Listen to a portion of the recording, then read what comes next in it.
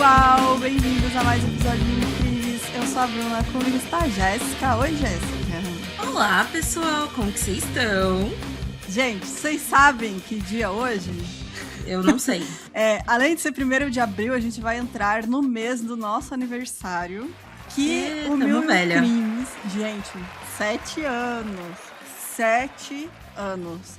Pra mim, é inacreditável até agora. Assim, eu não sei. Mas enfim, é isso, gente. Muito obrigada pra todo mundo. Valeu, muito obrigada, gente. Então a gente vai ter vários episódios especiais pra vocês, com entrevistas, com participações de outros podcasters. Então, muitas novidades também vão vir aí este mês, que a gente tá preparando pra vocês também. E é isso, né, amiga? Por enquanto, tem um episódio bem... Eu ia falar bem bacana, não é, né? Porque é um caso horrível, como sempre. Vocês entendem, né, gente?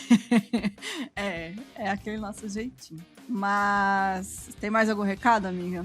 Não, por enquanto então, não, gente. Gente, acompanhe nosso Insta também. Vou tentar postar mais por lá para comemorar os nossos 7 anos de podcast. Deixa eu ver quando que foi, gente. Vou abrir agora aqui no Spotify. Vou botar no episódio mais antigo. Vai lá, todo mundo ouviu o primeiro episódio, a Bruna. Não! Não vai, não faz isso não, gente. Eu acho que foi dia 9 de abril o primeiro episódio. Mais antigo para mais novo, 9 de abril de 2019. Olha só. Cara, faz muito tempo, né, mano? Eu nem sabia o que eu tava fazendo. Não escutem os primeiros, gente, pelo amor de Deus. Pode escutar sim, gente. Horrível. Mas é isso, né? O importante é que a gente aprende e evolui com o tempo. Só um recado, e aí em relação ao caso de hoje, que a gente vai ter menção a tentativa de suicídio, automutilação e também morte de criança neste episódio. Então, se você tiver qualquer questão com esses temas, pode pular. Eu acho que também é bom como... Também que tem abuso de menor, né? É verdade. Bem, inclusive é uma das partes principais desse caso, né? Grooming, abuso de menor. Então, fica aí o aviso. E bora para o caso de hoje.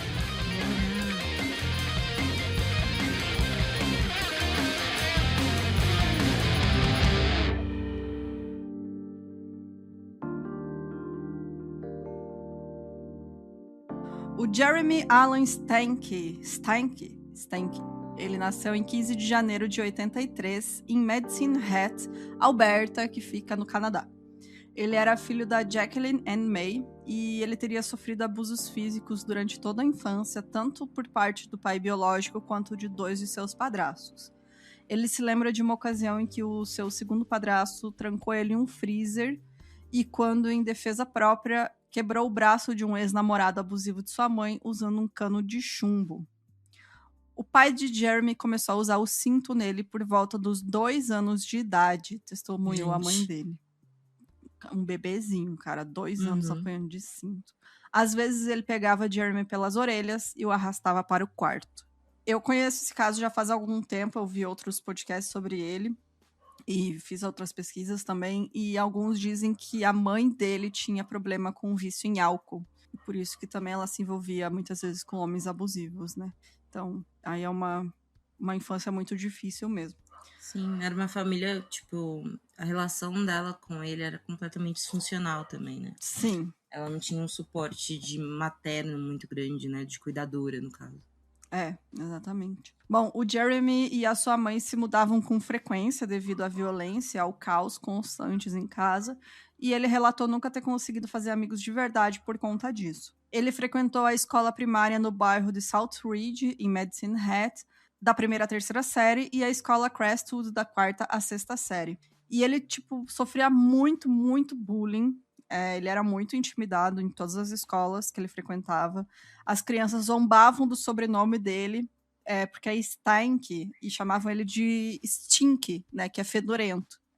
Então ficava como o apelido dele sendo Stink, porque lembrava o sobrenome dele. E segundo a Jacqueline, ele tinha sido diagnosticado com um transtorno de déficit de atenção e hiperatividade, que é TDAH, e foi colocado em um programa para jovens com deficiência intelectual em sua escola, e isso provocou ainda mais zombaria por parte de outros alunos.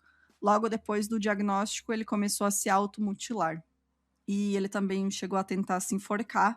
E a mãe dele falou, ele me dizia constantemente que ele desejava não estar vivo, ele desejava estar morto. E é muito triste, porque é bullying, né, cara? O bullying, o Sim. TDAH também causa muita depressão, porque você Aí fica também com chega em casa, não tem um um respaldo, né? apoio. Um apoio familiar, É. então toda uma situação horrível, né, para uma criança. Exatamente. Então, não tinha, assim, foi muito difícil mesmo a vida dele, né, nessa parte aí. Sua mãe teve vários maridos e namorados e eram todos alcoólatras. E não demorou muito para que Jeremy começasse a consumir álcool, começando aos 14 anos. Inclusive também essa instabilidade, né, de relacionamento da mãe acaba refletindo também, né, nos filhos, enfim. Ele também começou a usar várias drogas, incluindo cogumelos alucinógenos, êxtase, LSD e maconha, e também começou a se automutilar. E é aquela combinação de drogas com uma saúde mental não saudável, né? E quando você é adolescente, né, é muito perigoso o uso de Seu drogas, córtex assim. pré-frontal não está formado, inclusive Não está menores de idade desenvolvido. aí, ó, não é nem, como vou dizer, conservadorismo da minha parte, mas Não, gente, é questão de tomem saúde mesmo. cuidado, porque dependendo do que você for usar, né, seu córtex pré-frontal não está ali. Óbvio que, né, todo mundo aqui já fez alguma merda na adolescência, mas tomem cuidado, né? Exato. Enfim. Você tem o resto da vida para experimentar coisa, gente. Não precisa se apressar. Exato. Não estamos aí incentivando o uso de coisas, não, tá, gente? É só que. Inclusive, você tem vontade? Inclusive, falando disso, para quem quer conhecimento sobre reduções de danos, que eu acho que é uma coisa muito legal, tem um Instagram que chama Cento.mesmo. Chama Cento Mesmo, que é um médico que ele fala sobre redução de danos. É interessante, gente. Muito bacana. Mas vamos continuando. Naquele mesmo ano, ele abandonou o ensino médio. É isso, né? Acaba que muita coisa acontecendo. Acho que caminhava para isso, né? Ele usando um frasco de sangue no pescoço, ele afirmava ser um lobisomem de 300 anos. Assim, esse menino, enquanto ele era adolescente, beleza, essas coisas aí. Só que dá pra ver que ele não amadurece, assim. Exato. Ele não consegue, né, desenvolver realmente uma personalidade, de se transformar ali e chegar à idade adulta. Ele continua agindo e pensando como se tivesse 14 anos. Ali com 23, 24, o que é um grande problema também, né? Você tem que acordar pra vida, não é assim que funciona. Tem hora que... E ser adultinho, gente, não é deixar de ter suas fantasias ou nada, mas é ser adultinho mesmo, né? Pagar suas contas. Responsabilidade, né? Que suas ações têm reações, enfim. Aos 16 anos, ele saiu da casa da mãe para morar em Saskatchewan. Obrigada, amiga. Com seu pai biológico. Mas saiu de casa pouco tempo depois, após uma desavença com sua madrasta. Ele teria tentado se redimir de seus problemas, incluindo se matricular no Medicine Hat College para recuperar sua educação do ensino médio e aceitar vários empregos. Aí tentando, né, amadurecer aos poucos, incluindo um cargo na cafeteria Tim Hortons e um possível aprendizado no ramo petrolífero para garantir um futuro estável, mas esses caminhos falharam. Ele logo abandonou o Medicine Hat College e desistiu de procurar emprego. Tava difícil demais, né? Aí é isso, largou de mão.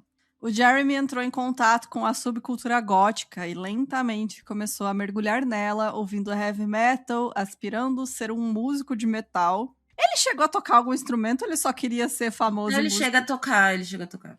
Tá, porque tem muita gente que é assim, nossa, quero ter uma banda ainda, a pessoa não faz todinha. nada. Todinha, só tocando guitarra base, achando que ia ser o novo Slash de saias. Ai, amiga, quando a gente é jovem, essas coisas, né? A gente não pensa muito mesmo. Não mesmo. E moldando a sua aparência para atender aceitavelmente aos padrões do estilo de vida gótico, incluindo vestir-se de preto, usar delineador escuro e pintura facial e raspar a cabeça.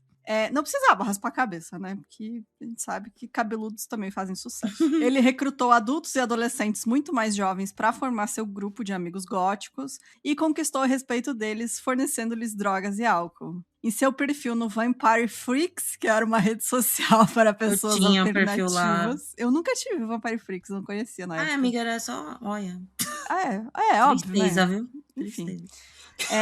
Ele criou esse perfil em 2005. Ele falou sobre, entre aspas, gostar de matar prostitutas, depois brincar com suas entranhas e comê-las. Aí os seus likes, né, na página eram companheiros lobisomens.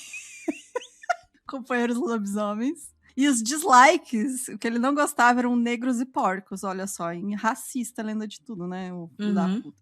O Jeremy viveu com a mãe durante grande parte da sua vida adulta, apesar dos problemas de saúde dela, incluindo uma doença pulmonar terminal. E eles moravam em aqueles parques de trailer, né? Que é aquelas casas que são trailer, mas é uma casa, né?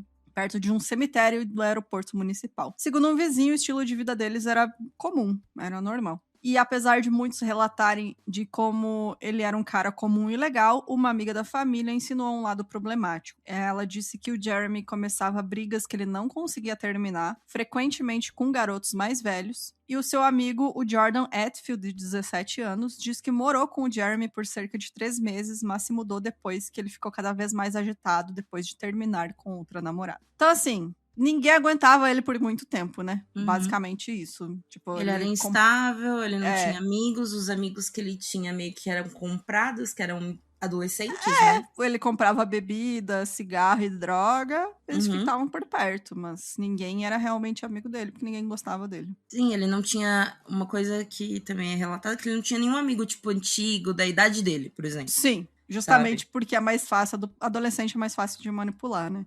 Então... E também porque ele não tinha maturidade nenhuma, né? Acho que dificilmente alguém da idade dele ia querer amizade com ele, né? Então... Já conheci alguns assim, inclusive. Minha filha. Muitos. Na cena aí do quando eu era adolescente, pelo amor de Deus. Sempre você via, tipo, um bando de adolescente, um cara de 40 anos. Infelizmente, é muito normal.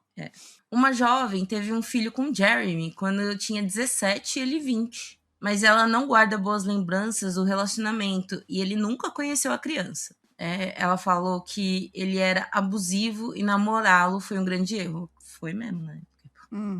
A partir disso, ela reparou que ele tinha um padrão de ficar com meninas mais novas. Ele foi apresentado a Jasmine Richardson, uma menina de 12 anos, por uma amiga em comum do movimento gótico e colega de escola chamada Kaylee. Eles começaram a se relacionar um mês depois de se conhecerem.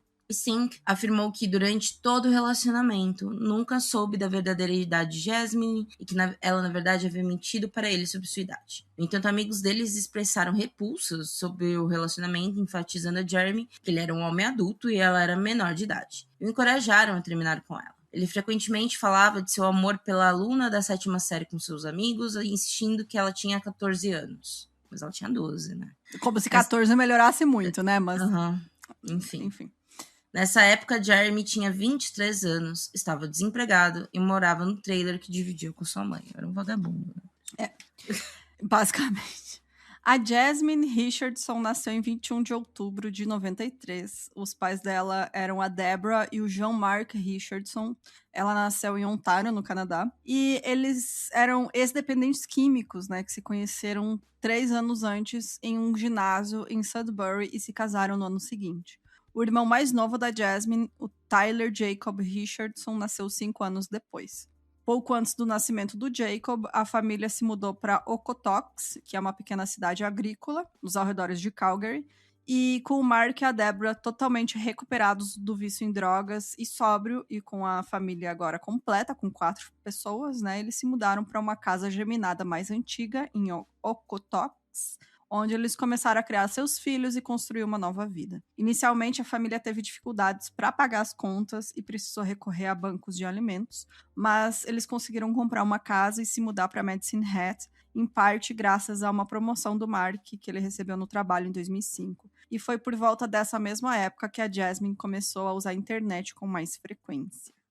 Lembrando, gente, que 2005, essa época aí, o controle parental para a internet era nulo. Hoje em dia eu fico até mais feliz, assim, que tem um controle parental dos pais. Amiga, mas eu acho que tá voltando a ser nulo, viu? Que as pessoas dão o celular na mão de criança e não tem nem ideia. Mas é que naquela época eu acho que ainda tinha mais ainda, porque não tinha Safe Search, não tinha... Mas, olha, por exemplo, vamos discordar agora. Não, por exemplo, na aula de informática do meu colégio, a gente entrava no assustador e via pessoas sendo mortas, não era... É isso que eu tô falando nesse ponto. Amiga. Era muito...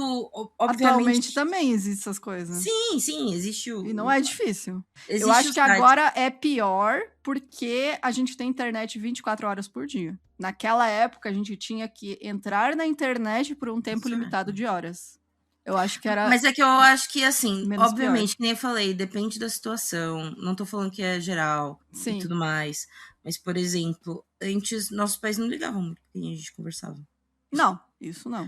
Entendeu? Mas é que eu acho que hoje em dia as pessoas não têm noção do perigo da internet. Isso é. E dão celular na mão de criança sem ter noção do que elas assistem. Hoje em dia eu percebo que há um consumo mais complicado sobre esses conteúdos, mas antes o complicado principalmente era que a gente falava pelo chat do UOL e encontrar a pessoa. Entendeu? Eu nunca fiz isso. O pessoal do meu... aqui é que eu morava em cidade pequena, né? Aí eu não... Eu lembro exatamente disso. Da galera, tipo, se encontrar de chat, entendeu? Sim. Então, rolava. Hoje em dia há um... Não tô dizendo que não existe. Não tô dizendo que não existe. Mas naquela época eu via muito isso. Via, tipo, meus amigos... A gente tinha 13 anos... E meu amigo falando, vou no shopping, vou encontrar uma menina que eu encontrei no chat da Bol. E não tinha redes sociais, entendeu? Era tipo, a gente acreditava no que a pessoa falava. Você só ia descobrir na hora. Mas, assim, ao mesmo tempo, você não precisa ter esse contato físico, pessoalmente, para fazer um estrago. Sim, não precisa. Acho que o problema, hoje em dia, realmente é o acesso 24 horas. Tipo, as pessoas estão o tempo todo conectadas. Isso é um problema. Tipo, porque não tem horário, né? Não tem horário, não tem mais a barreira do que é a vida real, o que é a internet, tá tudo misturado. Então, acho que isso acaba causando muito mais problema do que a gente tinha naquela época, que tipo, tua mãe cortou teu computador, você não pode entrar na internet por 2, 3 dias, você é obrigado a conversar com teus amigos que você tem, sabe? Ou ir, sei lá, na Lan House pra ir responder os MSN, enfim. É muito mais fácil de você. É que é diferente, é que eu falei, o que eu falo é mais sobre uma questão mais de encontrar pessoas e ver pessoalmente, nessa dinâmica, sabe? Que existia muito mais naquela época. E você, definitivamente, hoje em dia, por exemplo, minhas priminhas mesmo tá falando, olha, fulaninho me adicionou, é obviamente um fake, entende? Sim. E naquela época, a gente poderia ser próprio fake, a gente nos fakeava, era um negócio... Eu era muito famosa no mundo fake do Orkut. Não, mas era um fake de tipo... Todo mundo sabia que era fake. Era, entendeu? Mas tinha muita coisa que as pessoas não sabiam, as pessoas acreditavam, entendeu? Sim, verdade. É mais nesse ponto, assim. Mas é isso, gente, só... A gente entregando a idade aqui, esse episódio vai ser isso. É isso. Inclusive, fiz muitas amizades que eu encontrei pessoalmente no fórum do Matanza. Enfim, voltando. Nossa, amiga, eu tenho gente até hoje no meu Instagram da época dos fake do Orkut. Tem gente que eu conheço até hoje. Eu não converso mais tanto. Não converso mais tanto, mas é gente que eu sei até hoje, assim, que eu tenho lá, contato, assim. Que do nada você vê que a pessoa, olha que legal, ele casou, teve 5 filhos. É muito engraçado. Tipo isso, né? Tipo isso. Enfim, voltando, a Jasmine era descrita como uma aluna brilhante, estudiosa, com notas excelentes, que figurava no quadro de honra de sua escola católica e participava ativamente dos programas de belas artes, além de ser extrovertida e sociável, o que fazia muitos amigos. Tinha uma vida social ativa e apreciava os interesses típicos da adolescência. No entanto, conto com... Nossa, hoje tá foda. Peraí, deixa eu dar um golão aqui de água pra ver se...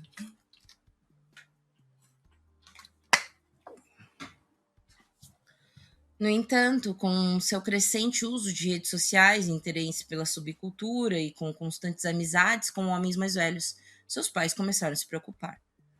É mais disso, né? Que, por exemplo, nesses fóruns, por exemplo, os caras metiam um louco, né? Uhum. Pra para conquistar as meninas. E é o que a gente até falou, né, do problema de alguma subcultura, não é o problema da subcultura, mas o problema é que a pessoa não acha muitas pessoas que são da subcultura, né, acabam indo em grupos, porque é o único grupo de roqueiros do bairro, né, por exemplo, o meu era isso, o único bairro de roqueiros e de góticos do bairro. E aí vai ter pessoas de todas as idades, e aí acontece o grooming, né? Que seria essa questão dos caras mais velhos, né? Tentarem, né, conquistar as meninas mais novas, né? No verão de 2005, Jasmine e suas amigas começaram a frequentar o shopping de Medicine Hat, onde encontraram um grupo de jovens góticos mais velhos. Encantadas, logo começaram a andar com esse grupo e se espelhar neles. O comportamento de Jasmine piorou depois disso, com frequentes transgressões de regras, como violar repetidamente o código de vestimenta da escola em favor de trajes góticos não autorizados e discussões com seus pais. Seus perfis nas redes sociais e o conteúdo neles também eram motivo de grande preocupação com sua família. Ela criou inúmeras contas em vários sites de redes sociais, como MySpace e Zorpia, nas quais falsificava a sua idade, postava fotos inapropriadas, afirmava ser bissexual e wicana, né, que é a religião Wicca. Né? Quem não era Wicca na época? É só acender um incenso à própria bruxona. Além de beber álcool, e indicava possuir interesses perturbadores como os assassinos em séries, escarificação e coisas pervertidas. Em seu perfil, ela listou o assassino em série americano Jeffrey Dahmer e o Marilyn Manson, entre outros, como seus heróis. Na época não era uma red flag, né, gente? Se não. Marilyn Manson. Não. Em um desses perfis, ela aparece segurando uma pistola. Mas é uma pistola de brinquedo, dá pra ver, ó, eu vi essa foto. Obviamente é de brinquedo, tipo, ela só quer ser Ed. Em outro, sob o título A Tempestade da Tristeza, ela declarou seu amor sobre objetos cortantes, poesia sombria, piercing, música death metal, bissexualidade, escreveu: meu coração e minha alma são cheios de medo. Até então, gente, de verdade, coisas que eu fazia. Mas, porque você cria uma persona dentro dessas na redes. Internet. Desses Sim. fóruns, dessas coisas, você cria uma persona. Né? Que você é um pouco psicopata, sabe? Umas coisinhas meio merdas, assim. Ainda mais a questão... quem é de cidade pequena, mais ainda, porque você quer ser aquilo que você tá colocando na internet, mas você não é ainda, né? Então, tanto que no perfil dela, que tu colocou ali de outra rede social dela, ele tem, tipo, meus sonhos, o que eu ainda quero ter. E aí era, tipo, uma lista de piercing que ela queria colocar, sabe? Então, Sim. tipo, você tá almejando ser aquilo. No meu caso, nem era por ser... Eu sou de São Paulo, sempre morei em São Paulo, mas era pela idade, pô, sabe? Sim. Eu não podia sair tanto, nem nada do tipo. Então, você acaba fantasiando. O problema dessa questão dessa menina é a fantasia dela trombar com homens adultos. Né? Exatamente. Inclusive, eu não lembro aonde que eu ouvi, mas um desses podcasts gringos que eu ouvi sobre esse caso, agora eu não vou lembrar qual que foi, que faz muito tempo, mas elas comentam que é muito comum em meninas que... ela 12 anos de idade, pré-adolescência. Você ainda não é nem adolescente. Você tem 12 você é uma anos. criança. Você nem tem hormônios de adolescente. Você tá entrando na puberdade. Só que ela já estava com o corpo mais desenvolvido. Tanto que várias pessoas falavam. Ela parecia que tinha 14, 15 anos. Porque ela tinha mais peito. Ela já estava, assim, ganhando formas no corpo, né? E é muito comum em meninas dessa idade que acontece esse desenvolvimento mais precoce... ou nem que seja precoce, né, mas que tá acontecendo esse desenvolvimento corporal, ela acabar se hipersexualizando como resposta. Sim, muito normal. É muito normal esse tipo de coisa acontecer. E aí, por que a gente fala que não é culpa da criança? Porque a responsabilidade aqui, de um relacionamento que nem deveria existir, cai na pessoa que é adulta. Não é ela. Ela não tem maturidade, ela não tem cabeça para esse tipo de coisa, para tomar esse tipo de decisão ainda, né? Então, quem tem que definir, quem tem que falar não, quem tem que parar e falar, poxa, é uma criança, é a pessoa adulta. Por isso que a gente culpa o adulto da relação que não deveria existir, não é a criança. Então, esse caso pra mim é muito triste, porque é um caso muito claro de grooming. Assim, obviamente, o que a menina faz, né, é errado, mas, ao mesmo tempo, é uma criança, né? Então, é muito complicado mesmo e eu fico muito... me pega muito esse caso, porque, tipo, muito do que ela fazia ali na internet, tipo, eu fazia também, sabe? A minha sorte é que, tipo, a minha família era super de boa e sempre conversou muito comigo, sempre foram muito claros comigo quanto a esse tipo de coisa. Então eu tinha liberdade de chegar pros meus pais e falar as coisas, sabe? E meus pais não me proibiam que a minha mãe proibia de sair de casa. Então, meus pais nunca me proibiram de sair de casa, mas meu pai falava, eu prefiro que você me ligue 3 da manhã pra eu te buscar do que você voltar sozinha. Então, eu ligava às 3 da manhã, o pai vai me buscar. Ele ia lá, me buscava e dava carona pra mim e pra todas as minhas amigas. É que, por exemplo, quando eu falo que a sorte não foi sorte, gente, não foi bom, né? Que eu acho que também a exclusão total, você privar o adolescente de viver determinadas coisas é complicadíssimo. Sim. Mas, por exemplo, uma coisa que eu vejo nesse caso, por exemplo, é que os pais, eles tem alguns relatos, né? De que os pais, eles tinham receio porque eles eram adolescentes revoltados e eles foram pras drogas. Né? Exatamente. Então, eles tinham medo de prender ela demais, né? E então, eles brigavam muito com ela, mas, tipo, acabavam não segurando tanto, sabe? Não controlando tanto, né? E aí é aquela situação que talvez se o adolescente tá agindo dessa maneira, seja o momento de não, né? De falar, não vai sair, não vai, né? É uma linha bem fina, né? Tipo, cara, adolescência é uma fase horrível da vida. É horrível, gente. Você não sabe o que tá acontecendo nem com a tua cabeça, você não entende nada, você acha que você sabe tudo. Mas quando você crescer, você vai perceber que você não era nada, assim, você era uma criança. Mas na época, tipo, é hormônio, é pensamentos a mil, é aquela coisa. Então, tipo, é muito difícil, né, você falar, o pai tinha que fazer isso, fazer aquilo, porque realmente exatamente. Não tem como. Mas por isso que eu tô enfatizando que nesse caso cai tudo no Jeremy. Pra mim, realmente é. Os pais tentaram, os amigos tentaram, então assim. Exatamente, a responsabilidade ali é dele.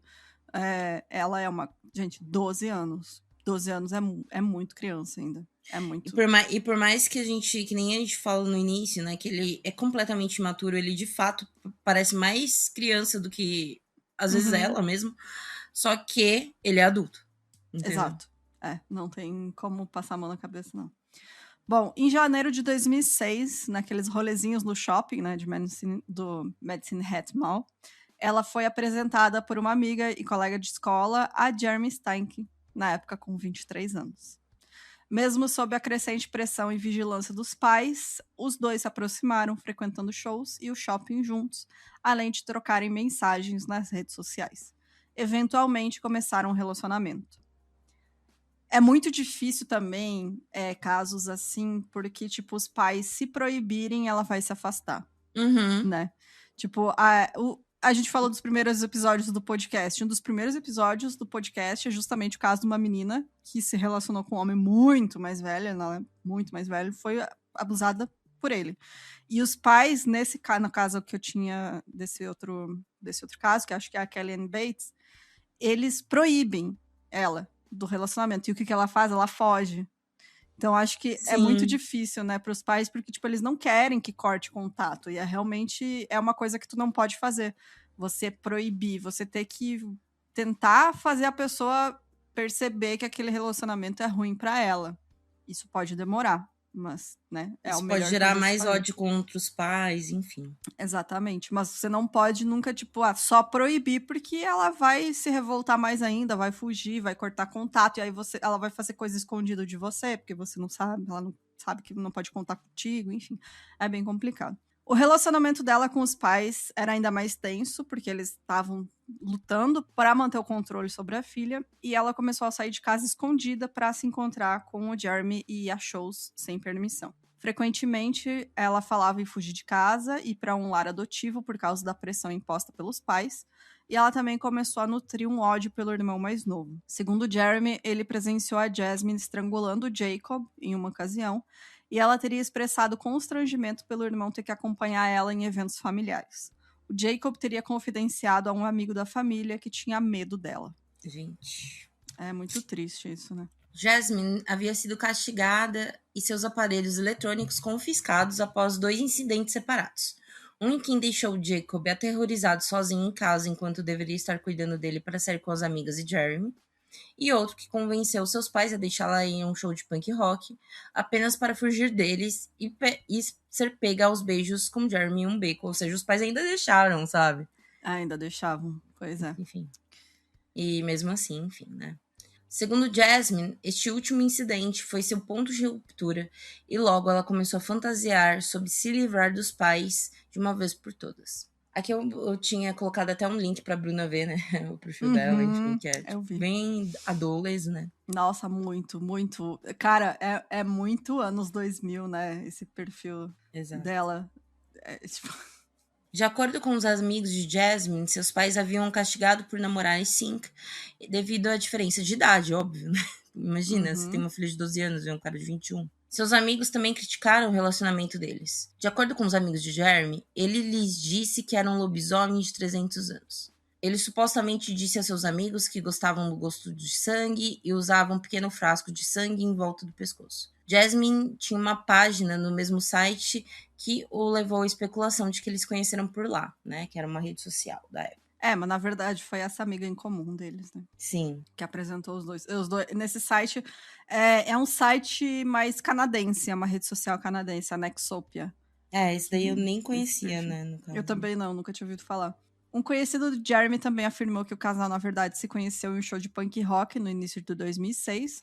No entanto, foi esclarecido que o casal, na verdade, se conheceu por meio de uma amiga em comum. Também foi descoberto que eles se comunicavam no Nexopia, que é esse site que a gente comentou, que era muito popular entre jovens canadenses. É basicamente um MySpace, que também já é velho, mas enfim, já era uma rede social da época. Várias mensagens que eles trocaram estavam disponíveis ao público antes que as contas fossem permanentemente removidas pela equipe do site, mas ainda tem, né, no Archive, no Wayback Machine, enfim. E aí, o Jeremy fez um poema da página dele, do Nexo, que eu vou ler aqui para vocês. Em inglês rimava, tá, gente? Mas aqui a gente só traduziu. O poema diz o seguinte: a família da minha namorada é totalmente injusta. Dizem que se importam de verdade, mas não sabem o que está acontecendo, apenas presumem. Conforme a ganância deles continua a consumi-la, ela está lentamente enlouquecendo. Ela continua agradecendo por eu ter entrado na vida dela para ajudá-la e acabar com o que eles insistem em gritar. É tudo uma grande mentira. Quero cortar a garganta deles. Eles vão se arrepender da merda que fizeram, principalmente quando eu me certificar de que eles se foram. Eles pagarão por sua insanidade. Finalmente haverá silêncio. O sangue deles será o meu pagamento. Muito profundo, muito eloquente. Tipo, tem nem o que dizer, né? Essa obra de arte. E aí a própria página da Jasmine, sob o nome Runaway Devil, afirmava falsamente que ela tinha 15 anos e terminava com o texto "Bem-vindos ao meu trágico fim". Cara, esse perfil é realmente um negócio de, tipo, uma máquina do tempo para um adolescente. Dos anos 2000, né? Adolescente dos anos 2000. Porque, tipo, sabe? Eu gosto de música alta. Eu gosto muito de... E até então, sabe? Né, gente? Acaba que... eu vi, assim, em algumas reportagens, muita gente apontando como se fosse uma grande red flag que os pais deviam dar atenção. Mas, primeiramente, os pais não entravam nessas redes sociais. Entendeu? Não, gente, não existia adulto nessas redes sociais. Exatamente. Quer dizer, adulto, né? Tipo o Jeremy, que estava lá em busca de adolescentes, meninas novas, né? Tipo, é isso. E além de não ter adultos, por exemplo, que hoje em Instagram, a gente sabe que, por exemplo, minhas priminhas colocam a gente no no silencioso, coloca, entendeu? Sim. Mas, pelo menos dá pra ter uma noção da rede social do adolescente. Nessa época não dava, assim, porque os pais nem sabiam, nem tinham também essa rede social, enfim. E que nem eu falei, é novamente uma questão mais, tipo, não chegava a ser uma red flag, por exemplo, ele escrever um poema desse, porque tudo era um grande personagem nessa época, né? Tudo era uma grande performance, né? Todo mundo era psicopata na internet. Todo mundo era dark, era... Nossa, Era sou muito edgy. trevoso, enfim. Sou muito trevoso, gosto de coisas do capeta. Enfim. Então era isso, né? Então, por enquanto, não era, de fato, nenhuma red flag grande, né? Sim. Eu acho que a red flag era realmente o comportamento dela no dia a dia, né? Exatamente. Tipo, mentir, mesmo tendo pais que eram liberais, sabe? Exato. Mas, enfim, né? A gente também é uma coisa da época que a gente vê que só frequentemente que dão mais atenção à questão de saúde mental, né? Sim. E, tipo, não passava na cabeça deles mandar ela pra fazer terapia com um psicólogo, sabe? Então, felizmente é isso aí. Os amigos do Jeremy relataram que eles também tinham assistido ao filme Os Assassinos por Natureza. Gosto muito, viu? Vou me entregar aqui também, gosto muito desse filme. Que conta a história de duas vítimas de infâncias traumáticas que se tornam amantes e assassinos em série, sendo irresponsavelmente glorificados pela mídia. Mas como a gente comenta, né, quando você é adolescente, você é burrinho, você não entende que é uma crítica e você acha que aquilo é a melhor coisa do mundo. Sim. Né? O Jeremy disse aos seus amigos que ele e sua namorada deveriam executar seus planos de maneira semelhante. Uma amiga diz que enquanto ele assistia a uma cena do filme em que um irmão mais novo é poupado, ele disse: "É aí que seria diferente, ela mataria o irmão dela."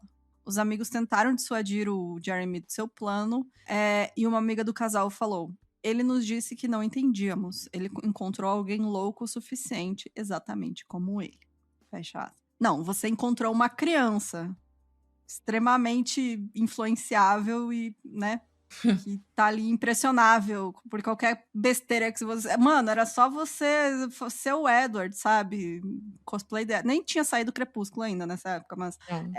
sabe? Tipo, mano, é só você ser o carinha gótico. Ela vai querer você. Não quer mais nada, não. Ai... Contas online pertencentes tanto a Jeremy quanto a Jasmine revelaram que foi ela quem arquitetou o plano do assassinato. Escrevendo para Jeremy online, ela disse: "Eu tenho um plano. Começa comigo matando todos eles e termina comigo morando com você." Tipo, ninguém vai descobrir, né? Uhum. E eles falando na internet, né? Tipo, sim. Nossa, muito escondidos. Outra mensagem que Jeremy escreveu em sua conta no Windows Live Spaces sobre os pais dela dizia: "Quero cortar a garganta deles, eles vão se arrepender da merda que fizeram, principalmente quando eu me certificar que eles se foram. Eles pagarão por sua insolência, finalmente haverá o silêncio, o sangue deles será o pagamento." Jasmine discutiu seus planos de matar seus pais com seus amigos, mas ninguém acreditou nela. Amigos do casal também testemunharam que na quarta-feira, que, horas antes dos assassinatos, Jeremy, agora com 25 anos, assistia a um filme sobre assassinos em série e foi ouvido conversando com sua namorada. Ele estava ao telefone da cozinha, andando de um lado para o outro, dizendo: "Eu não quero fazer isso. Tem certeza que você quer fazer isso?" Testemunhou uma garota menor de idade. O Jeremy fez 3 ligações telefônicas para a casa onde o seu ex-colega de quarto, o Hetfield, morava, buscando ajuda para assustar, entre aspas, o Mark Richardson, que era o pai da Jasmine. Naquela manhã, ele me disse: "Vamos fazer isso hoje." E eu fiquei tipo: "O quê? Vocês vão fazer o quê?" E ele respondeu: "Vamos matá-los."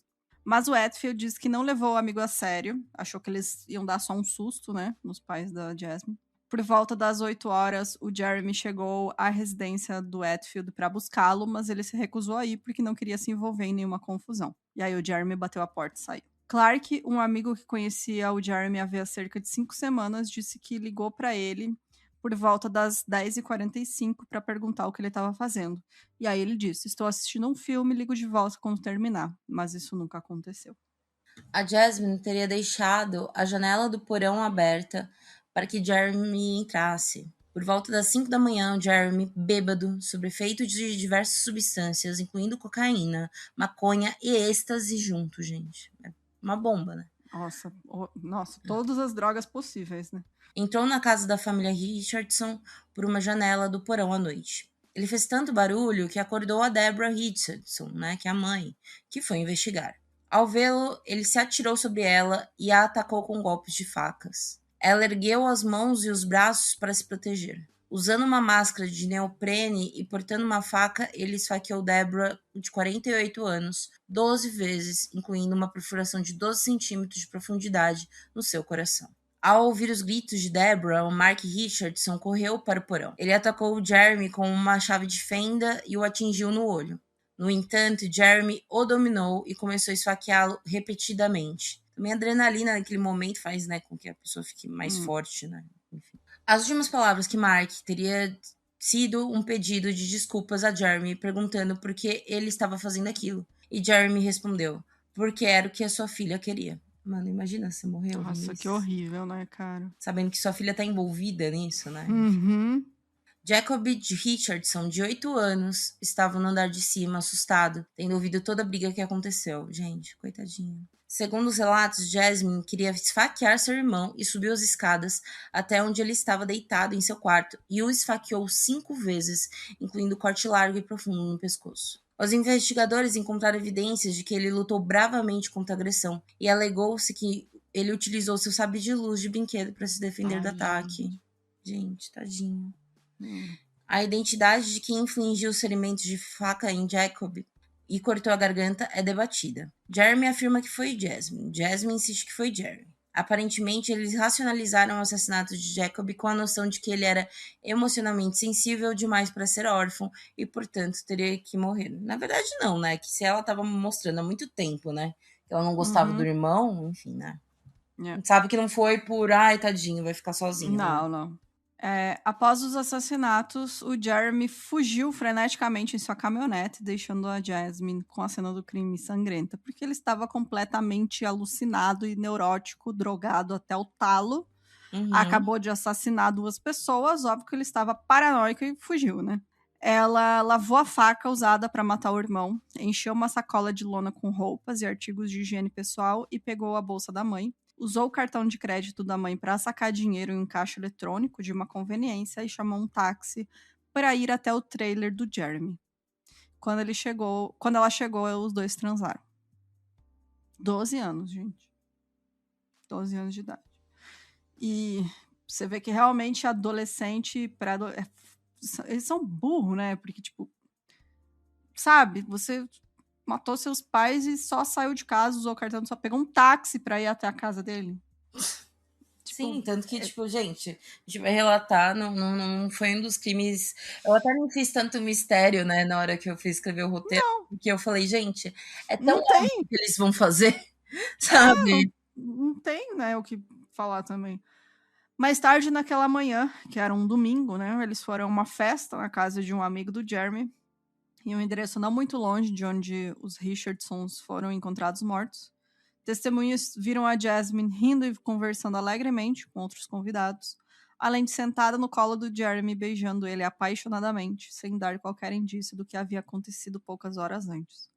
O Jeremy também teria mostrado aos convidados da festa o ferimento no olho causado pelo pai dela.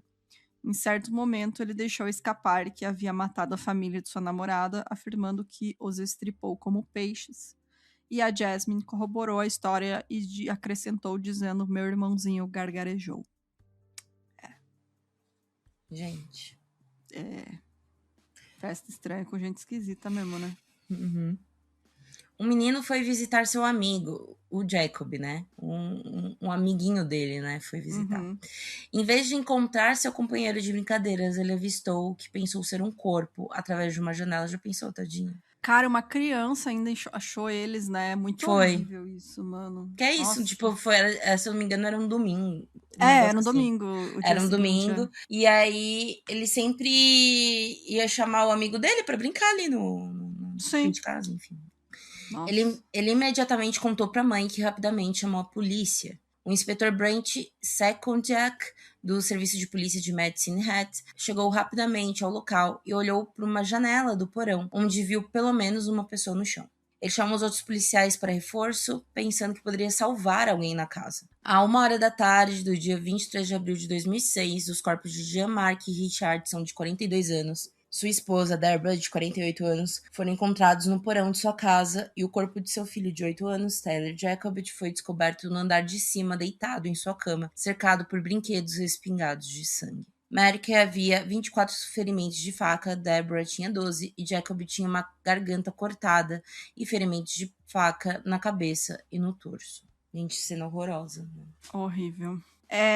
Naquele momento, a polícia, né, chegou na casa, viu o corpo dos pais de uma criança morta, olhou para a parede e tinha quadros com a família, que tava mais uma menina, né? Daí eles viram, a Jasmine, na época com 12 anos, estava ausente. Aí eles temeram que ela tinha sido sequestrada pela pessoa que assassinou a família, né? Porque Sim. Como é que ia passar na cabeça deles que ela estava envolvida? Enquanto isso, após a festa, a Jasmine e o Jeremy fugiram junto com a Casey Lancaster, Kaylee e outra adolescente para outra cidade, onde eles foram localizados em uma loja de conveniência. Um rastro de evidências digitais levou a polícia a considerar a Jasmine e o Jeremy como os assassinos, consistindo principalmente de mensagens online trocadas entre os dois. Eles primeiro lançaram aquele alerta Amber, né? Que para quando uma criança está desaparecida. Então já estava ali a região toda sabendo que a Jasmine estava desaparecida, né? Potencialmente sequestrada. Mas aí quando a polícia começou a investigar e perceber, né, e ver as conversas entre os dois... Não tem como, né, velho? Óbvio. Os amigos deles começaram a ligar pra polícia quando viam as notícias e falavam, eles provavelmente estão indo pra tal cidade. E falavam, né, tipo, os amigos ajudaram a polícia. E aí um policial ficou de campana num posto de gasolina, porque ele imaginou, eles estão vindo de carro, eles vão precisar abastecer. Então ele ficou no posto, o maior posto da cidade, que tinha lá na cidade que os amigos falaram que eles iam. Ele viu os amigos chegando com a caminhonete lá, os dois ficaram dentro da caminhonete, eles não saíram, mas o policial acompanhou eles. E aí, para ter certeza que eles estavam juntos, e quando eles estacionaram num outro local, eles foram abordados pela polícia. Eles foram presos a cerca de 130 quilômetros de distância da casa dos Richardson, depois que os investigadores descobriram um desenho de bonecos palito representando o assassinato de sua família dentro do armário da Jasmine na escola. O grupo não ofereceu resistência e não usavam a maquiagem carregada, as pulseiras, as roupas, né, góticas que eles usavam sempre. Enquanto o Jeremy era preso, ele disse a uma das meninas: "Diga à minha mãe que ela pode ficar com a minha TV e que eu a amo." É isso, né? Parabéns. Ambos foram acusados dos 3 assassinatos. Mais tarde, em 3 de maio de 2006, a amiga de Jeremy, Casey Lancaster, de 19 anos, foi acusada de cumplicidade por tê-los levado embora em sua caminhonete mais tarde naquele dia e por desfazer de provas. Nos termos de lei de justiça criminal juvenil, o nome de Jasmine não podia mais ser publicado no Canadá depois que ela se tornou suspeita. De acordo com a mesma lei, 12 anos é a idade mínima para que uma pessoa seja acusada de um crime. Condenados que tinham menos de 14 anos na época em que cometeram um crime não podem ser sentenciados como adultos e não podem receber uma pena superior a 10 anos. Em 9 de julho de 2007, Jasmine, que então tinha completado 13 anos, foi considerada culpada de 3 acusações de homicídio em primeiro grau. Acredita-se que ela seja a pessoa mais jovem já condenada por homicídio múltiplo no Canadá. Gente, é muito bizarro. Sim. Durante o julgamento, e assim, foi aquela coisa, né? Eles foram presos, não demorou muito pra eles confessarem nada, mas um jogava a culpa pro outro, né? Porque, obviamente, ali o amor acabou. Tipo, já era, né? Já era. Né? Quando eles viram que tá feio o negócio. Claro, né? Vai um jogar a culpa no outro. Durante o julgamento, a Jasmine testemunhou que ela estava em estado de zumbi no momento dos assassinatos e que não conseguiu impedir o namorado nem pedir ajuda. Ela admitiu em tribunal que ela e o namorado costumavam falar sobre matar os pais dela antes dos assassinatos, mas insistiu que estava apenas brincando na época. A promotoria argumentou que a garota participou ativamente dos assassinatos, que ela planejou com o namorado porque seus pais desaprovavam o relacionamento. A promotoria disse ao tribunal que ela teve várias oportunidades durante e depois dos assassinatos para ligar para a polícia ou pedir ajuda, mas nunca fez. É isso, né? Tipo, fora que tem tipo, a primeira conversa, né, online, óbvio, né, que então não dá pra saber o que pessoalmente eles falavam, mas a primeira conversa online foi ela, entendeu? Então não tem como falar que ela não sabia, que era uma grande brincadeira, até porque novamente, ele comete o crime, ela pega as coisinhas dela. Pega o cartão da mãe, tira dinheiro, vai pra lá com ele, transam, que os dois confirmam isso. Pô, vai pra festinha. Você não tá em estado de choque, de zumbi, depois da situação, entendeu? Não. E essa, tipo, tudo... Ai, era brincar... Cara, não é assim, sabe? Tipo, que nem eu falei. O perfil dela podia ser o meu perfil ali, mas eu não falava de matar minha família, sabe? Tipo, você... não é tão simples. Eu estava brincando, não sei... Não é assim, gente. Tipo, tudo tem limite, né? Você é adolescente, mas você não, né? Não é burro também. Então... É muito complicado, assim, porque realmente ela tinha problemas, sim, óbvio, tinha problemas, mas eu acho que se não tivesse o Jeremy ali pra assassinar os pais dela, ela não teria feito sozinha. Não, eu acho que ela não ia... Foi uma combinação dos dois, né, na real. Foi. Durante o julgamento dela, ficou acordado que ela intencionalmente encorajou e persuadiu o Jeremy a levar adiante o plano contra a família. Ela tinha dito às pessoas que odiava a família e queria que o seu namorado os matasse. Amigos ou seja, né, pô, eles falando também, tipo, tem várias declarações de vários amigos diferentes, de grupos diferentes, falando, não, eles falavam que eles queriam matar ela, falava que queria matar o irmão, eles falavam, sabe, que ela odiava o irmãozinho, que ela queria matar o irmãozinho, sabe? Sim. E você tá ali num grupo de pessoas que é igual você, sabe? Você não tá o grupinho popular da escola. Não, você tá ali com teus amigos góticos e nenhum deles está concordando com você. Tem algum problema, né, menina? Pelo amor de Deus. Então, ela, tipo, ficava, quero matar meus pais. Tipo, todo mundo ficava olhando assim, sabe? Aquele climão. Né? Tem alguma coisa errada. Amigos testemunharam que ouviram ela pedindo ao Jeremy que matasse a família e que ele havia tentado recrutar a ajuda deles. Ele ainda, tipo, pediu ajuda pros amigos e todo mundo, cara, não, sai daqui. Eu não quero saber nada disso, sabe? Tipo, não me envolve nisso. Em 8 de novembro de 2007, Jasmine foi então condenada à pena máxima permitida por lei para alguém da sua idade, 10 anos de prisão. Sua sentença incluiu o crédito de 18 meses já cumpridos em custódia, seguidos de 4 anos em uma instituição psiquiátrica e 4 anos e meio sob supervisão condicional na comunidade. As avaliações psiquiátricas posteriores revelaram que Jasmine Richardson foi diagnosticada com transtorno de conduta e transtorno desafiador opositivo, e por isso passou por um extenso programa de reabilitação após ser sentenciada. Em setembro de... Isso explica... Desculpa. Imagina. Explica muito, né, essa questão da revoltada contra a família. Porque realmente tinha mesmo alguma com pais que estavam ali ajudando, pais que estavam ali, tipo, não, vamos quer ir para um show de punk, vamos, sabe? Exato. Então, explica muito, né? Porque realmente tinha alguma coisa ali, porque é que nem eu falei, essa fase da adolescência, é hormônio, né? Teu cérebro tá em desenvolvimento, então, às vezes aparecem coisas ali que você não tinha sintomas quando era criança, né? Então, ou tipo, né, não pegava tanto, assim, mas é bem complicado mesmo. Sim. Em setembro de 2011, ela começou a frequentar aulas na Mount Royal University Calgary, em Alberta, durante os anos finais de sua sentença. Ela foi libertada de uma sentença de 5 anos em um hospital psiquiátrico no outono de 2011 e em outubro de 2012 foi relatado sua reabilitação estava indo bem e que ela expressou remorso por suas ações, o qual especialistas consideram genuíno. Tem isso também, né, gente? Verificar se tem um remorso real, né? Se não me lembrou bastante do caso da freira, né, que a gente fez. Sim, que as meninas exatamente. que assassinaram ela. É muito parecido o perfil, inclusive, né? E elas, tipo, se reabilitaram também. Muito parecido. Voltaram à sociedade.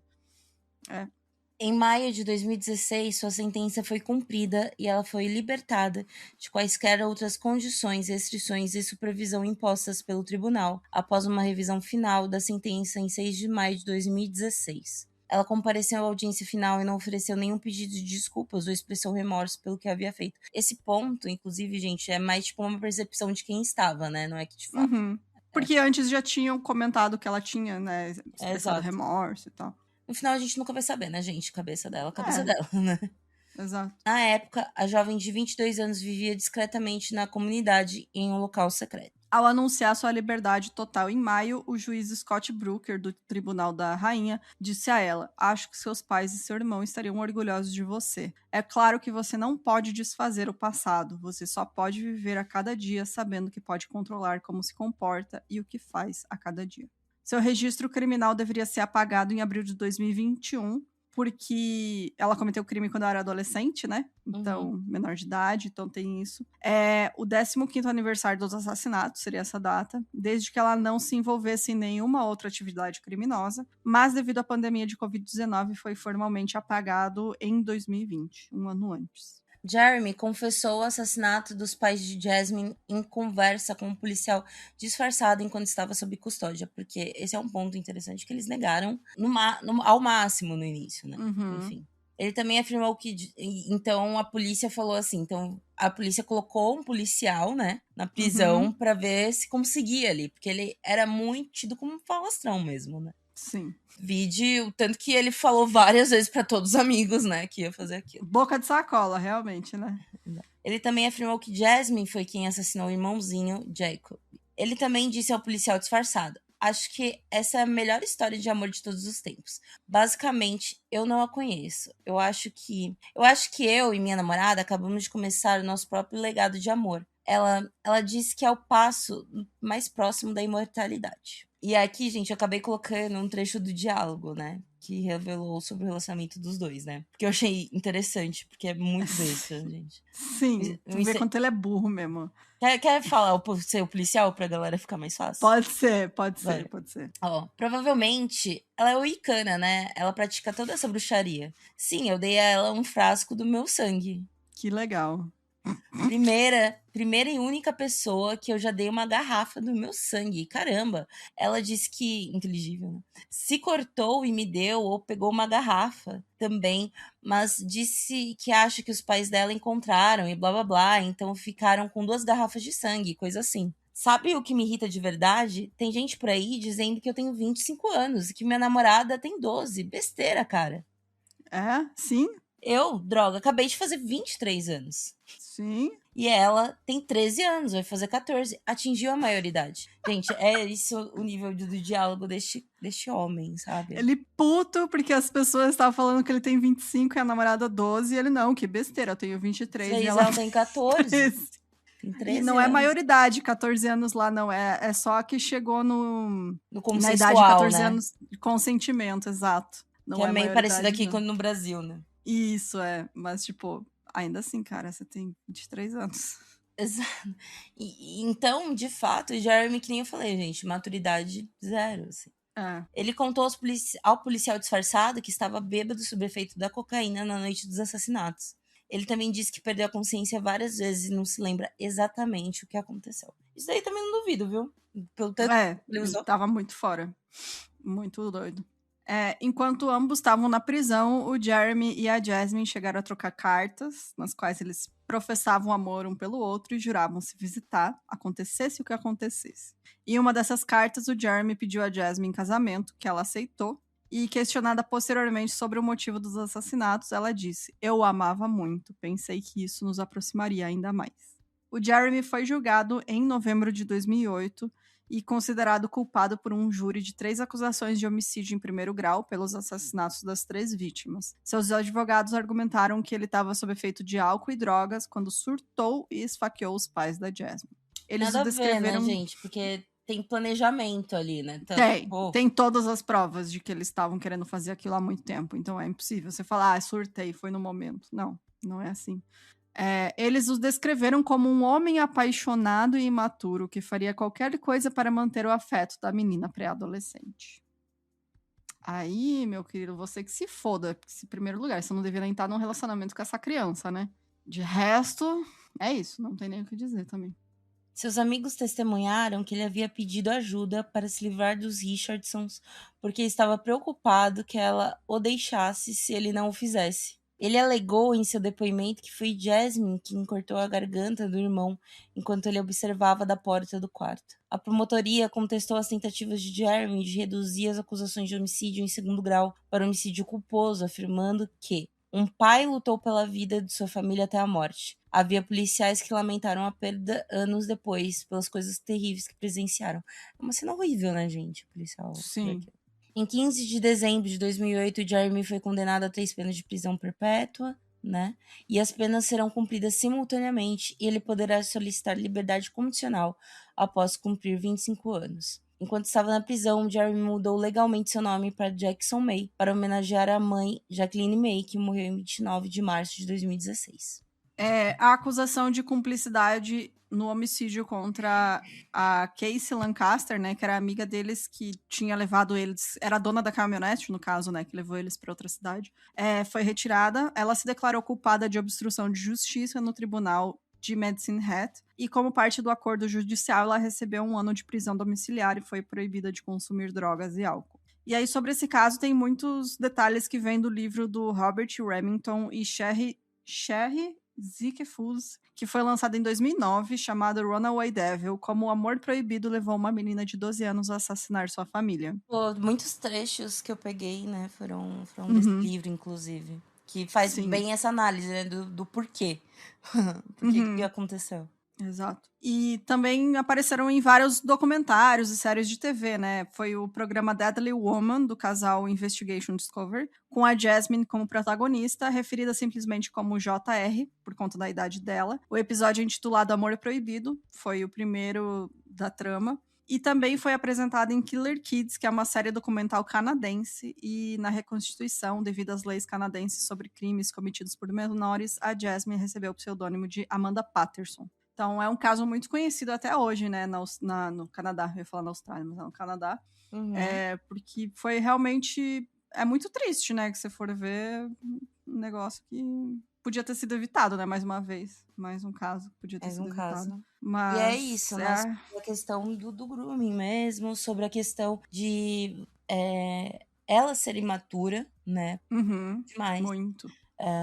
Porque era uma criança, né? Exatamente, por ser uma criança e um homem imaturo, mas que era que deveria ser responsável, né?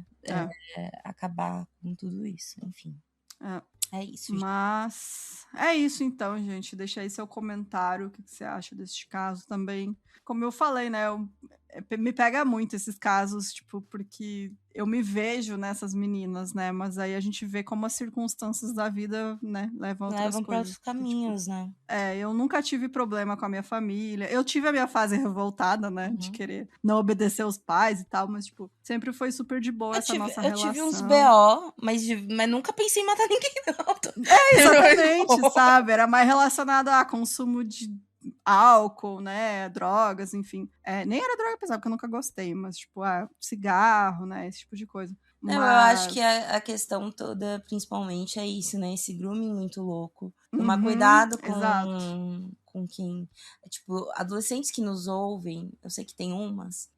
não acreditem em você é muito madura, sabe? Eu acho que hoje em dia os adolescentes estão mais ligados nessas coisas, assim, tem mais esse conhecimento acessível, né? Mais ou menos, viu? Porque eu vejo aí umas coisas, amiga. Ainda é fácil de cair, né? Pô, às vezes eu tô outro dia eu tava na Liberdade, fui comprar um takoyaki, né? E aí fui comer uma comidinha e aí você vê claramente, sabe, um bando de adolescente e os homens adultos do lado e as meninas dando risadinha. Você fala, gente, eu já vivi isso. E sei que é um cair mesmo num papinho, que não tem como, né? A gente é adolescente, a gente acredita que, tipo, não, a gente sabe. Não, é porque eu sou madura, né? Ele é diferente. Ele é diferente. Eu sou madura, eu não sou como as outras garotas, gente, não é assim. A gente é mesmo. A gente é. E você só percebe depois de adulto. Então, acho que tem que ficar bem ligado mesmo que realmente isso é muito triste quando acontece esse tipo de coisa. Mas, então é isso. Bora para os comentários do último episódio? Bora!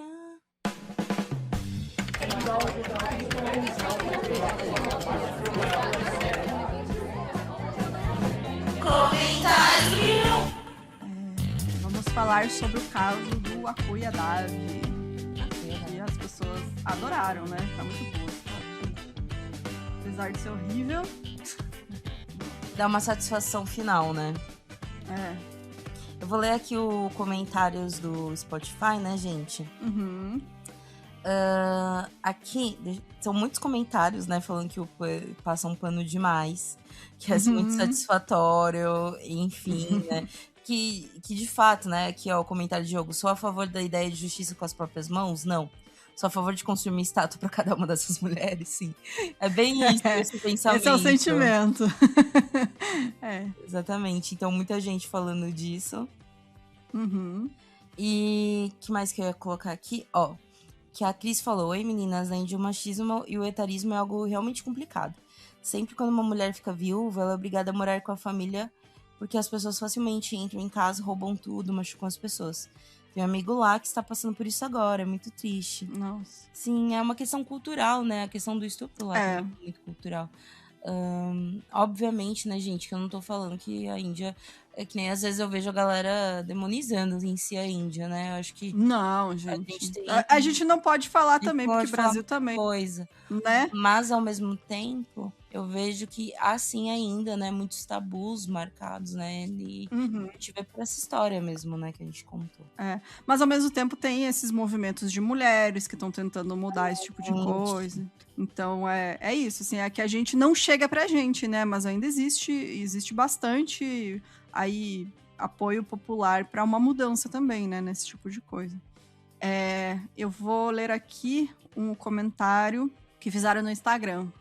Heiro Hart. Este caso é uma prova tão grande de 2 pontos. 1. Os homens podem até não gostar de uma situação específica, mas raramente eles têm iniciativa de agir contra isso. E 2. Mulheres unidas são super poderosas. Meu pano é rosa e o cobertor é azul para essas divas. É isso que a gente comentou também no episódio, né? Que, tipo, apesar de atingir muitos homens, né? De também serem ameaçados, quem eram as vítimas principais eram as mulheres. E por conta disso, né? Ninguém fazia nada, né? Porque, enfim, é muito triste. Sim, exatamente. Tem também, gente, eu acho que meio que ficou quase temático depois, porque o episódio depois foi da Mônica Elcuri também, né? Que é uma outra mulher. E aqui tem uma dúvida que eu, de verdade, não sei o que responder. Eu também. Porque eu acho que cabe, sei lá, falar com a nossa amiga advogada, alguma coisa assim. Porque, enfim, que a Carolis mandou aqui, gente. Que a Carolis falou: Bruna, no finalzinho você falou que esse é mais um caso de feminicídio e tal. Mas considerando que parece que o cara armou pra Mônica por questões de ganho financeiro, sabe se a lei tipifica essa situação também? Inclusive por não ter histórico de agressão, uma mulher morreu. Inclusive por não ter histórico de agressão. Uma mulher morreu, isso é um fato repugnante, porém, quando parece ter uma motivação tanto quanto diferenciada. Gente, se alguém souber... Eu também fiquei na dúvida, porque realmente eu acho que não entra mesmo como tipificado como feminicídio, que é um crime relacionado ao gênero, né? E nesse caso foi realmente questão de ganho financeiro. Então, eu acredito que realmente foi ali um erro da minha parte, que eu que falei mesmo, não estava no roteiro. Mas, nossos ouvintes advogados por aí, deem uma luz pra nós, que eu também fiquei na dúvida. Eu gosto quando vocês tragam aí, gente, esses questionamentos, que a gente também fica com dúvida, que eu sou muito curiosa. Eu fiquei, de fato, com uma dúvida, porque quando a Bruna falou, tipo, eu ouvi o episódio depois, e aí a Bruna falou que era um feminicídio, eu super concordei, porque falei, sim, bom, parece, né? Porque realmente uma mulher foi assassinada pelo marido, né? Alguém conhecia. Exato. É uma relação de né? Tem uma relação romântica ali, uma relação de relacionamento de casal, né, talvez. Mas a questão de fato, né, de ele tá demonstrando desde o início que é por interesse financeiro, né, que ele faz o seguro dela, né, antes dela falecer, enfim. Isso, Então, ele fato, quer pegar pensão, né, então... Eu não sei se encaixaria... Né, por motivação, porque a motivação do feminicídio seria o ódio contra a mulher, seria o ódio contra aquela mulher, e obviamente ele odeia a esposa, né, gente? Mas a gente não pode falar que a motivação maior foi essa, a motivação maior de fato foi o dinheiro, né? Exatamente, então aí, nossos ouvintes advogados, por favor, tirem essa dúvida. Pode comentar aí, por favor. Comentários, também queremos saber. Que eu ouvi, que teve 2 comentários parecidos, que é a Vitória e a Angelinha, falando que elas estudavam no Paulo Rossi. Estudaram nessa escola, que ele dava aula, né? E que não sabiam, né? Porque, de fato, gente, é aquelas histórias que, tipo, eu achei catando, sabe? Uhum. Que eu e a Bruna, a gente até conversou, né? Porque pra mim o plot não é a questão toda dele ter matado a esposa, que infelizmente é uma realidade que a gente vê muito. Mas sim sobre a própria justiça, deixar ele receber pensão, gente, porque assim... E ficar solto por tanto tempo, né, gente? Sair pela porta da frente, assim, ó. Pelo amor de Deus. Tipo, a Célia Carneiro comentou até, como a lei só mudou depois desse caso, capaz do cara sair por bom comportamento e ainda receber a pensão do que a mulher que ele assassinou. Acho que ele não recebe a pensão posterior, né? Não recebe mais. Mas todo esse caso foi completamente errado. Ai, é horrível. Bom, eu quero finalizar então com um e-mail que a gente recebeu, inclusive. Vai lá olhar o e-mail que tem fotos. Eu vou abrir aqui aquelas agora. Fotos que a gente pede pra mandar. Ó, fotos de uma bebezinha linda é o nome do e-mail. É da Amanda. E aí ela fala assim, acharam que era clickbait, né? Mas não. É um e-mail de elogios. Recheado de fotinhas da minha filha Pet. Vamos começar pelos elogios. Antes de tudo, meu nome é Amanda, sou fã de vocês desde ano passado. Ouvi tudo de uma vez, dando risadas, boba sozinha e sentindo que eu estava com vocês papeando. Que loucura, né? Eu sempre tive dificuldade para ouvir podcast. Até conhecer vocês, me recusava veementemente ouvir qualquer podcast. Mas então vocês chegaram e conquistaram meu coração, ou os meus ouvidos. Queria parabenizar pelo trabalho de vocês, do cuidado nas pesquisas e na forma com que entregam este conteúdo de forma tão responsável, empática e leve. Para além disso, vos apresento a Amora, minha querida filhota que a pandemia me trouxe. Ai, gente, ela é muito linda. Ela é belíssima, ela tem uma pelagem linda. Linda. Ela tem 4 aninhos e é muito sapequinha. Está mandando lambeijos e agradecendo por entreterem a mãe dela sempre. Um beijão no coração de vocês. Então, gente, que pelagem linda. Beijo pra você e a Morinha. Ela é muito fofa, mano. Olha que fofa. Ai, muito lindinha. Vocês duas são fofas. Muito obrigada, Amanda. Obrigada, gente. E é isso então, gente. Ó, semana que vem temos um episódio super especial, que é uma entrevista que eu fiz. Então, né, sobre um documentário que saiu aí esses dias num streaming. Então, vocês vão ficar sabendo qual é e com quem que eu conversei. Então, gente, fiquem ligadinhos. E vem mais coisa boa por aí também. No nosso mês de aniversário de 1000 Crimes. 7 anos, gente. Olha aí, o nosso nenê tá grande já, né? Nossa, só as dores nas costas, viu, galera? Quem diria, né? Tô velha mesmo, pelo amor de Deus. Quem diria? Eu acho que, ó, dos podcasts que começaram durante a pandemia, estamos aqui resistência, hein? Somos resistência. Mano, antes da pandemia, amiga. Foi antes, né? É verdade, nosso foi antes. Foi antes. Na pandemia teve um boom, né? Um monte apareceu, um monte morreu, não sobreviveu à pandemia também, que o pessoal teve que voltar à rotina normal e aí não conseguiu dar conta. A gente voltou à rotina e por isso que até hoje tem gente reclamando do meu episódio com a Ilias Pitcairn, porque eu vou ter que falar ainda. Amiga, acho que você tem que escrever. Por favor, vai lá nesse episódio e escreva. De verdade, hein? A Jéssica estava muito perturbada esse dia. Ela chegou em casa sem dormir. Eu estava sem dormir. Cheguei do trabalho cansada. Nem tomei banho. Botei o fone. Comecei a gravar. Foi triste, entendeu? Escreve disclaimer lá, minha amiga. Porque assim, tá todo dia levando chapisco porque alguém ouve esse da Ilha Pitcairn. Entendeu? Não aguento mais. Agora que eu melhorei minha dicção, gente. É verdade. Eu, galera. Tem que elogiar também, que melhorou. Cadê o elogio? Cadê as pessoas que me amam? Cara, não aguento mais. Cadê o carinho pela Jéssica? Cadê o amor que eu deveria receber também, pô? Tá louco.